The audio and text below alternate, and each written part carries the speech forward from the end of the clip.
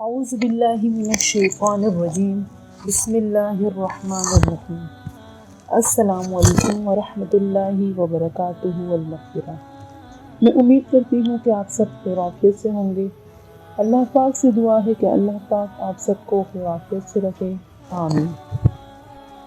ناظرین، میرے بھائی کا سوال ہے کہ میری منی بہت زیادہ پتلی ہے اور جب میں فارغ ہوتا ہوں تو میری منی اس طرح نکلتی ہے کہ جیسے پانی، اور ساتھ میں ان کا یہ بھی سوال تھا کیا اس کی وجہ سے مجھے کوئی پرابلم ہو سکتی ہے یا پتلے ہونے کی کیا وجوہات ہیں۔ آج کی اس ویڈیو میں آپ کے اس سوال کا جواب دوں گی اور میں آپ کو 4 وجوہات بتاؤں گی کہ کس بنا پر منی پتلی ہوتی ہے۔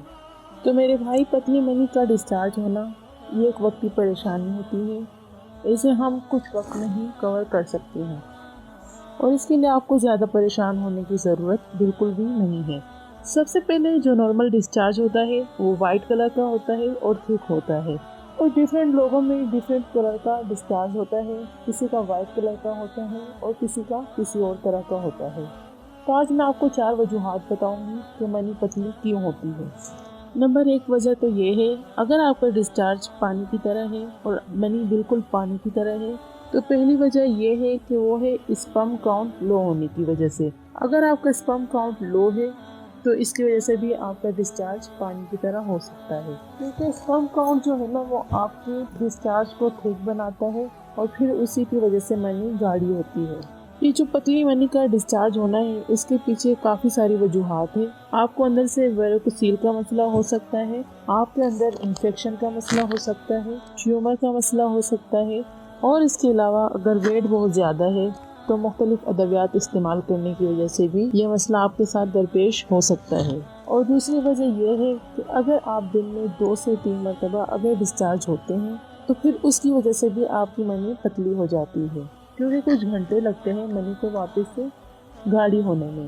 اگر آپ دن میں 2-3 بار فارغ ہو جاتے ہیں تو پھر اس وجہ سے بھی منی پتلی ہو جاتی ہے۔ اور تیسری سب سے بڑی اہم وجہ یہ ہے کہ سرد خشک چیزوں کا استعمال کرنا۔